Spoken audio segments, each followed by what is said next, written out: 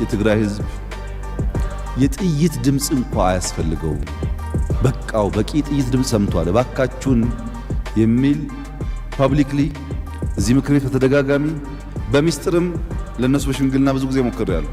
ብዙ ጊዜ በዛ መልሳካ ሲለኝ አዲስ አበባ ውስጥ 30፣ 40፣ 50 የሚሆኑ ዋና ዋና ሀብታሞች፣ ታዋቂዎች በሚስጥር ጠርቼ ሽምግልና ልኬያለሁ።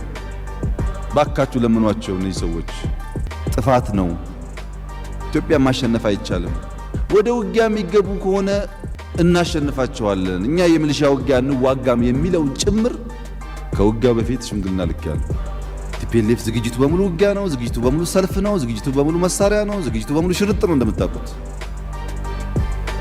ተው ቢባል ቢለምን በእጃላለ የጦርነት ነጋሪት ይጎሰማል፣ ይፎከራል። ልክ እንደ ጥሩ ነገር ጫወታችን ነው፣ ቀልዳችን ነው፣ ድራማችን ነው ይባላል። ጦርነት ድራማ ለማንም መሆን አይችልም።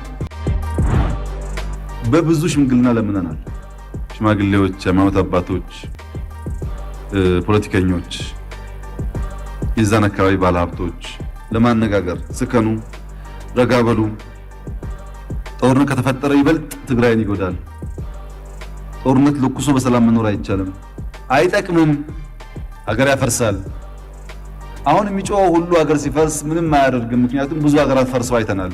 የሚቸገረው የሀገሬው ዜጋ ነው። ይቅር ብዙ ተለምኗል እና ከልመናውን ብዛት ያው ታውቃላችሁ የነበረውን የእብሪት ልክ አንቻልም፣ አንደፈርም፣ አንነካም አይነት በጣም የተጋነኑ በትክክል ራስን ካለመመዘን የሚመጡ በሽታዎች በስፋት ነበሩ።